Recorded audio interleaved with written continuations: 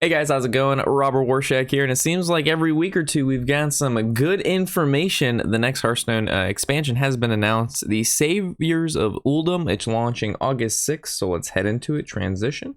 Well, bam! And right on their Hearthstone page is where all the information is. They have their cinematic trailer, which I like the theme of it, but it wasn't my favorite cinematic trailer. It's too much. I'm sure if you watch it you'll maybe agree with me, maybe not. Also with this video coming out, the Hall of Fame card's been Hall of Fame, the new cards have been added, so there will be an update in Hearthstone for today. Again, this is for August 6th, but since it is July 1st, the update has arrived and we see all the changes with the Hall of Fame. So that's like what's happening now, and this is what's happening in roughly a month. All right, so we have new Hearthstone expansion, which means there's going to be some new keywords, there's going to be some new cards, hopefully there's going to be some new mechanics. Let's scroll through this. Of course, we get a new game board, and then we have our first mechanic here that we see. It's going to be Reborn. So Reborn is minions with Reborn keyword will return to life the first time they're destroyed, but with remaining health. So very similar to like Redemption and Paladin, like the Secret. Being like a minion coming back at 1 HP is actually pretty solid, due to the fact that we're looking at a card that has a rush, right? So you can play this for 4 mana. It's a 3/2. You can rush it into something, it dies, and then it's reborn with 1 HP, and then it can actually rush again because it died and actually just came back. So this card's actually really good. It doesn't actually look that great at first, but this card can basically do 6 damage for 4 mana. It could take out 2 lower creatures. Or it could take down a singular creature and then live the following turn. The 1 HP coming back, like the HP that it comes back at isn't as important as the fact that it has a rush. If this card didn't have a rush, the card would be bad. But because it has rush, now the card's good. So yeah, actually a pretty solid warrior card we have here, which is really weird because like Restless Mummy Warrior, like is there going to be like a Mummy Warrior deck? Like, what do we got going on here? What kind of shenanigans lie in wait for us? So also, the theme of the expansion, for those of you who did not play World of Warcraft and haven't seen Uldum, it's very...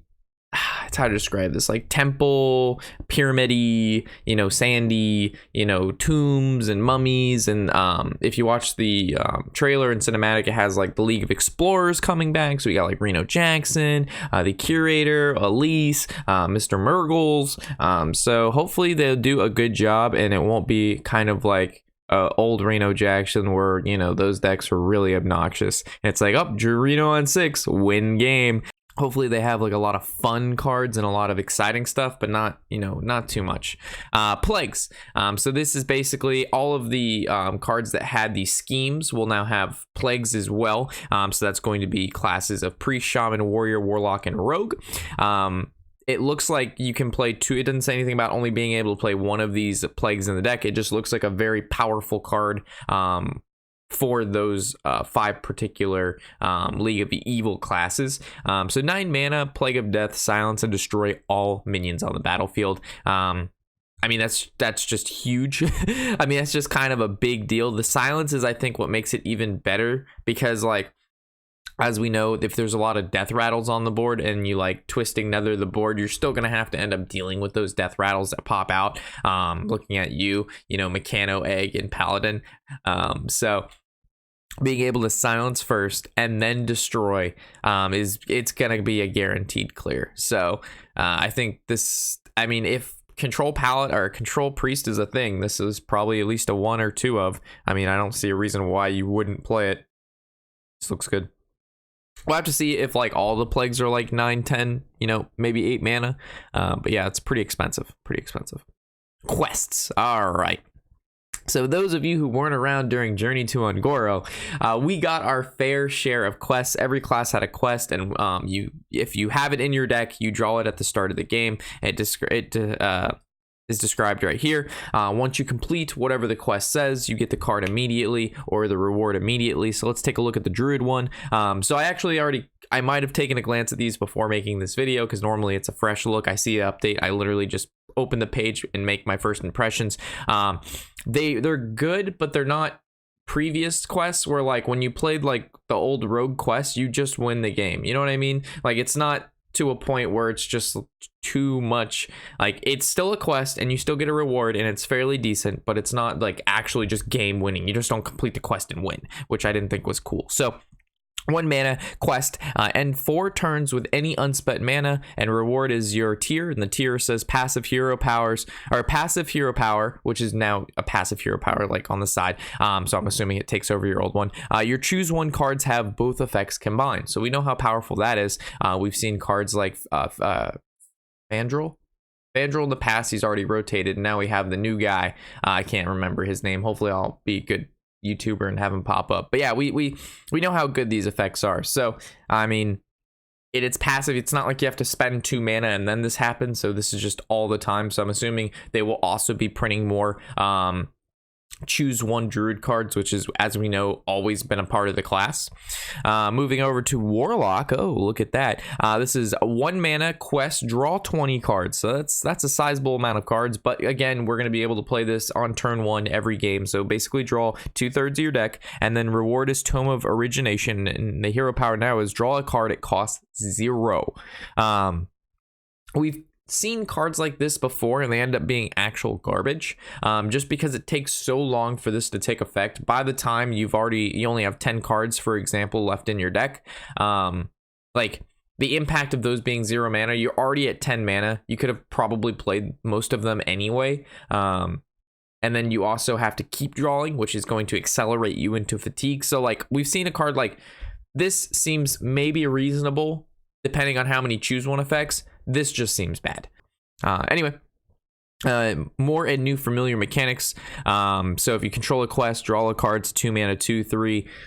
Pretty, in my opinion, for playing a quest deck, you're just gonna probably play 2 of those, because it's, you play quest on 1, play this guy on 2. It's a 2 mana, 2/3, and you draw a card. Just seems really solid. This card, really not so excited for. Puzzle Box of Yogg-Saron, so we already can get a gist of that.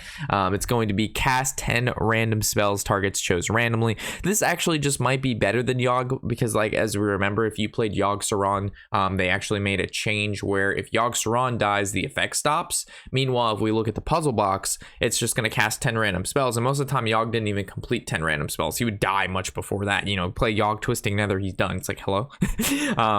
So I mean this isn't going to, I don't know, it could be a competitive mage card, it could not be. I think mage has a pretty decent amount of spells that most of the time do bad things to your opponent, so this actually might just be a one of, as like an oh shit card, which exactly what Yogg was. And this was not a fun, Yogg was not a fun card. There was nothing fun about playing, like, if anybody remembers back when Yogg first came out, and everybody was playing him in Miracle Druid, which was a version of Token Druid, where you just played a bunch of Token Druids, you ramped out, you played Arcane Giants and crazy stuff like that, and then whoever basically played Yogg-Saron first lost, because then the following player played Yogg-Saron, and then they just won. Like, Yogg-Saron would literally just win the game when you played him, like, over 50% of the time. It was craziness. Evil Totem. This actually, this card looks really good. 2 mana, 0/2 totem. At the end of your turn, add a Lackey to your hand. That's like, just a really good card. So you're gonna play this, you're gonna get the Lackey immediately. So think about this. Think of Evil Cable Rat. You pay 2 mana 1/1 for Evil Cable Rat. It is a 1/1, but you only get it once. This card's a 0/2, and you could possibly get a Lackey at the end of every turn. Pretty good. Pretty good. And then Jar Dealer, 1 mana 1/1 Death Rattle, add a 1 cost minion to your hand. It's pretty simple, nothing too crazy there. I guess it's not like, you know, when you randomly generate minions, if you generate a 1-drop, this is like a pretty fair 1-drop. I mean, it's not bad.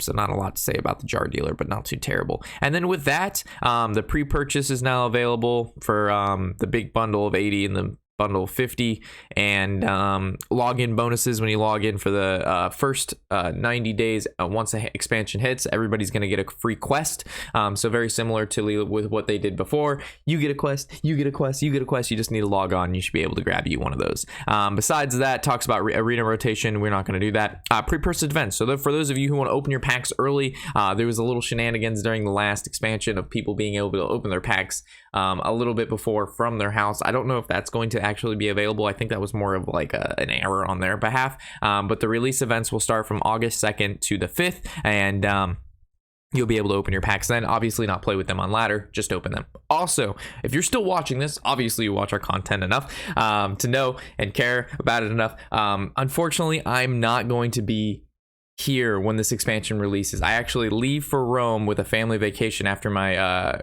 graduation the 5th of August. It is the worst timing ever.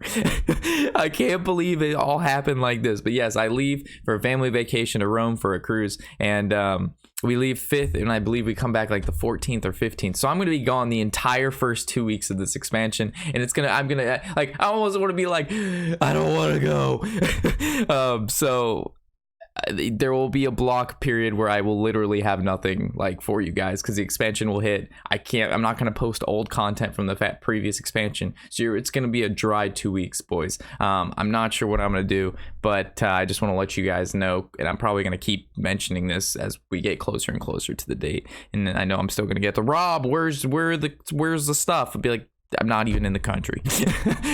So with that, let me know what you think of the new expansion, guys.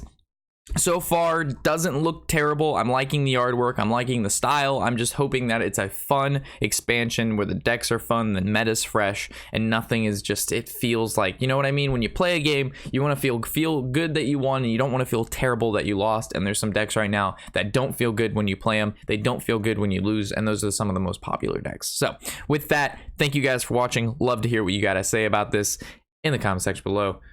As always, I'm Rob Warshak, and happy whatever the hell day it is.